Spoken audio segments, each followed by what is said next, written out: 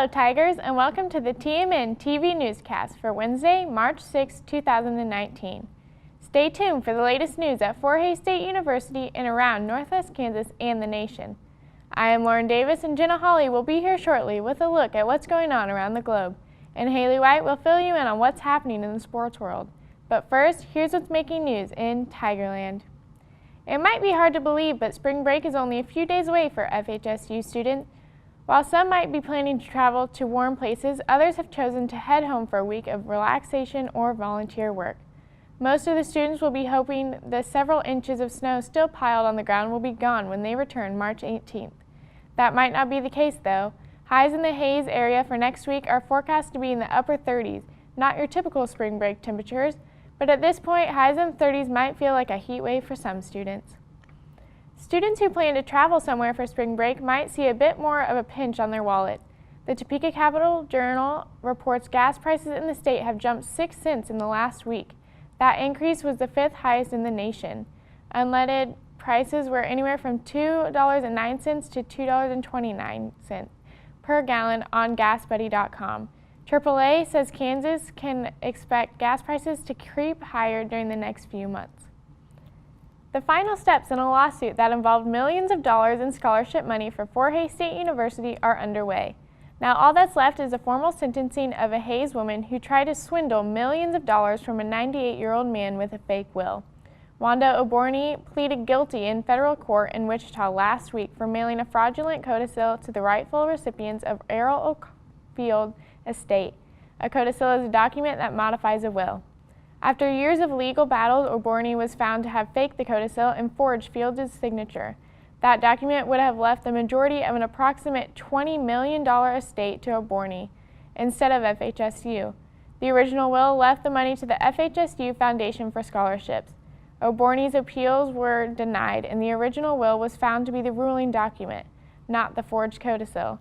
She then faced federal charges for her actions and could have faced up to 20 years in prison and a $250,000 fine, but Oborny reached a plea agreement to donate $100 a month for a year to FHSU, as well as serve probation for a year. 6 of the 7 charges she was facing will be dropped if the judge accepts the plea agreement at the formal sentencing May 29th in Wichita. Oborny will not serve any jail time. Last week, FHSU was treated to an expert on silage and safety. Keith Bolson is a retired professor from Kansas State University with 49 years experience in the industry. He talked to those in attendance about managing and feeding silage safely. Bolson discussed tips and tricks for managing the silage piles and how to avoid the pitfalls they can cause. Silage piles are areas where feed for cattle is stored. He stressed there are dangers lurking around bunker silos and silage piles, but if farmers and ranchers take their time with precaution, then the possibility of a dangerous situation occurring is limited. The rock band Metallica took Intrust Bank Arena off to Never Never Land on Monday night. The band saw a crowd of 15,690 people, the largest crowd to ever see a concert in the Wichita Arena's 9-year history. Country musician George Strait drew 14,680 fans in 2014. Metallica has been around for 37 years, and fans were fired up when it was announced the band was coming to Wichita. Arena officials were pleased the show sold out. Metallica last played in Wichita in 2004 at the Kansas Coliseum. When we return from this short break, Jenna will be here with news from around the globe.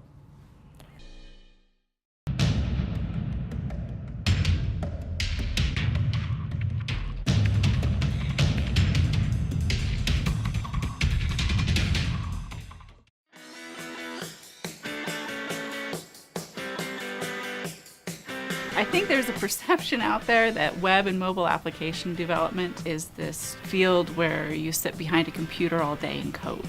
And that's not it at all, right? And there's even a perception out there that geek is bad. But I think students should embrace their inner geek. We don't code all day. We look at issues, we look at problems, and try to figure out the pieces of the puzzle and how to put them together to build things. I was able to learn JavaScript, HTML, CSS, PHP, just kind of the whole 9 yards with that. So I really enjoyed the full program that they offered here. Anything that you're interested in, the field of web and mobile application development, there's a value to. There's nothing like what we have in the informatics department. If you choose to take everything in the buffet that we offer, you'll be very well prepared for any type of job opportunity that's out there.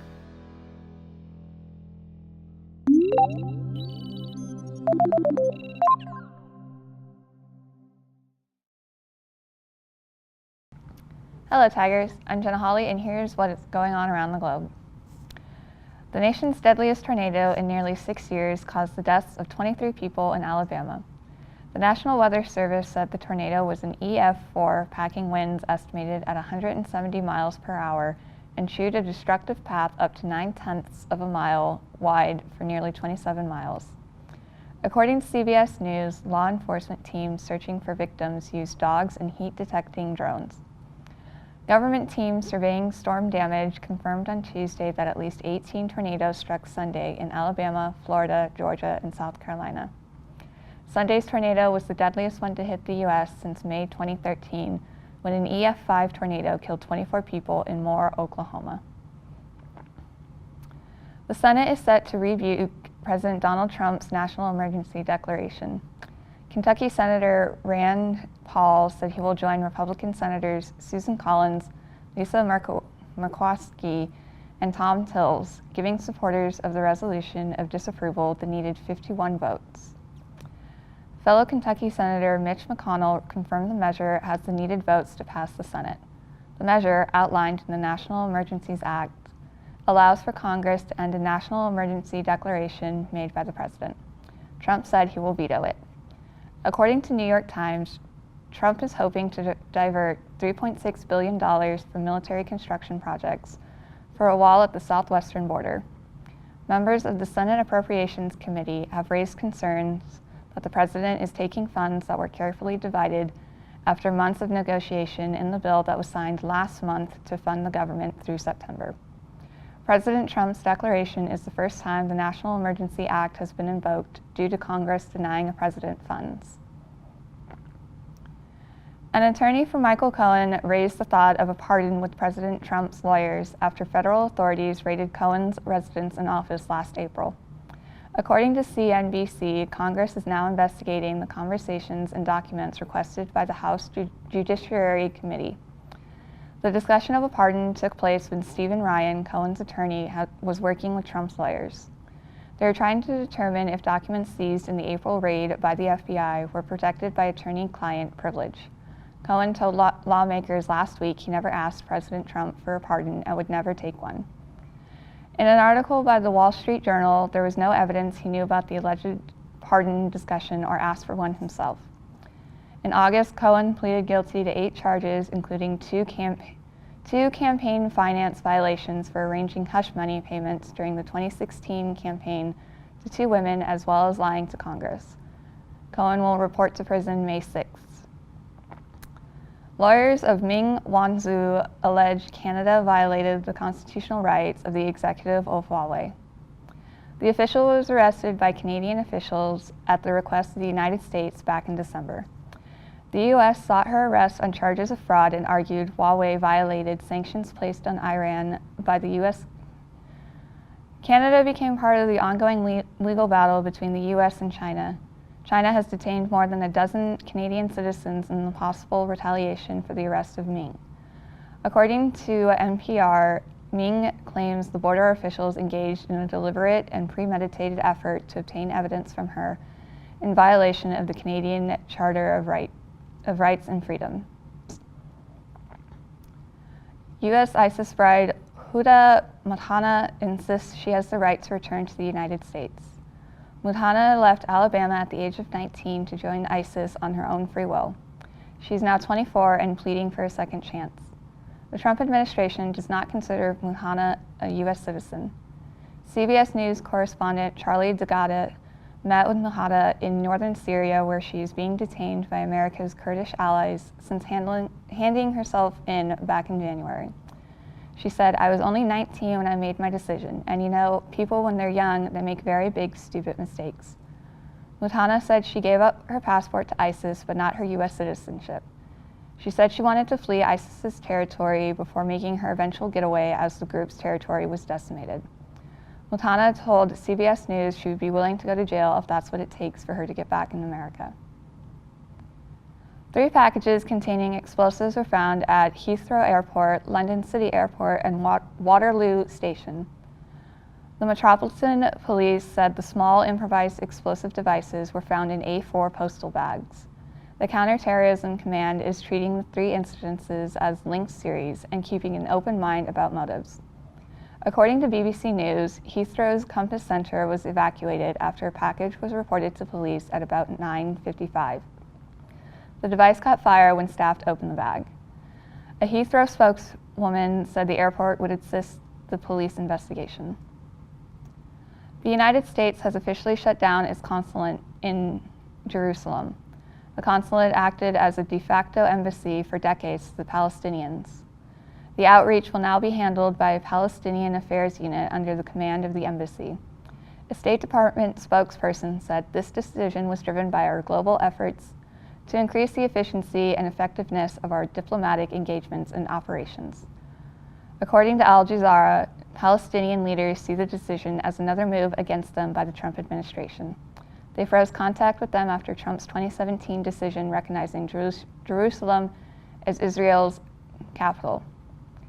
Palestinian official Sabib Erekat called the move the final nail in the coffin. Last year, the U.S. recognized Jerusalem as Israel's capital and relocated its embassy there. In turn, Palestinians cut off most ties with the administration. That's what's happening in the news world this week. Stay tuned for a sports update with Haley White when we return.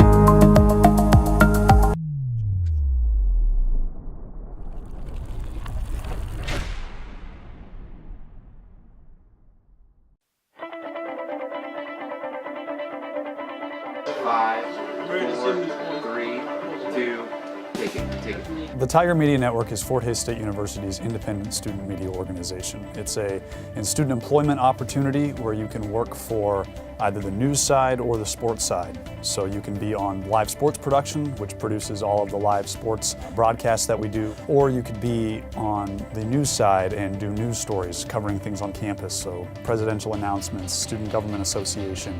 We bring that news to the student community and the Hays community as well.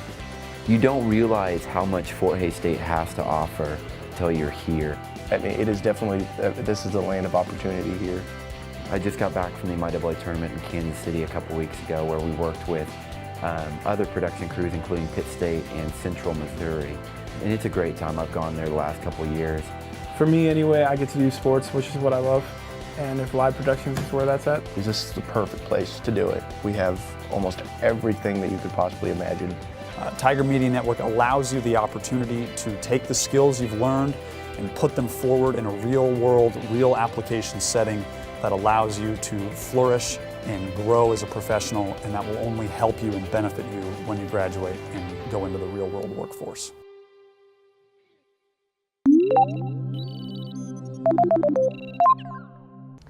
Hello Tigers, I'm Haley White bringing you a sports update.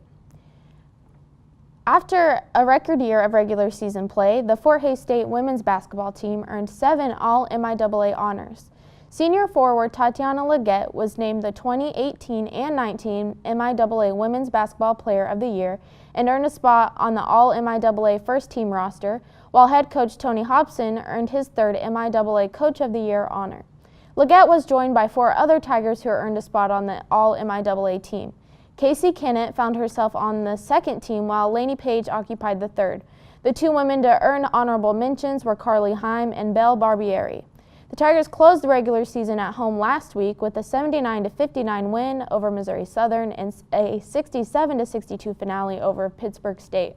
The number 3 ranked Tigers entered the MIAA tournament this week with a national ranking for only the 3rd time in program history. The women will begin tournament play tomorrow, where they will face the winner of the Nebraska Kearney and Missouri Western matchup scheduled for this evening. The Tigers are set to tip off tomorrow at 6 p.m. inside Municipal Auditorium in Kansas City. The men's basketball team also added 3 players to the All-MIAA roster. After leading the team in points and rebounds, Brady Worth earned his first team honors. He's ranked 6th in the MIAA in the rebounding race and 3rd in total block shots as he finished the regular season with 35. FHSU's Marcus Cooper and Kyler Kinnaman each received honorable mention selections this week. Cooper is ranked 2nd on the team in steals while posting 35 during regular season play. Kinnaman became only the 4th Tiger to reach 400 assists as he enters the conference tournament with 422 in his career. The men will have a couple days to prep for the MIAA tournament as they are set to face Lincoln in the quarterfinals on Friday at noon. Fort Hays baseball is subject to more changes of its schedule this week, as the home series against Emporia State will be moved to Emporia and now will begin Sunday with a doubleheader on Monday to end the series. The Tigers are coming off a win against Southwest Baptist during a 3-game series last week in Bolivar, Missouri. Fort Hays snapped a 29-game losing streak as Garrett Francis paced the Tigers on offense with a season-high 4 runs in the contest, ultimately going on to beat the Bearcats 10-7. Lingering winter weather conditions have also prevented Tiger softball from hitting the field, as the next 3 doubleheaders on the team's schedule have been postponed. Fort Hays is coming off a conference sweep against Pittsburgh State on Friday as the Tigers captured a 5-4 win during the first game and kept the Gorillas scoreless while collecting 6 runs during the second contest. The next matchup still pending on the team's schedule is a doubleheader against Oklahoma Baptist next Tuesday in Shawnee. It's a gloomy time for Kansas basketball fans as the 14-season-long Big 12 title win streak was officially snapped after the Jayhawks fell to Oklahoma 81-68 last night inside Lloyd Noble Center.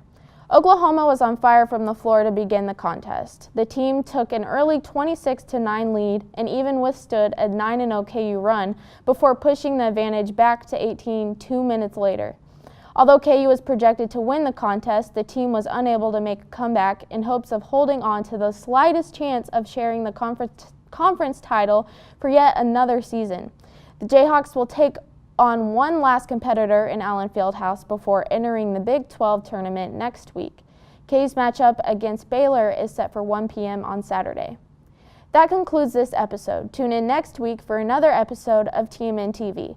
To stay up to date on the latest news and information throughout the week, visit tigermedianet.com. Until then, remember, roar Tigers!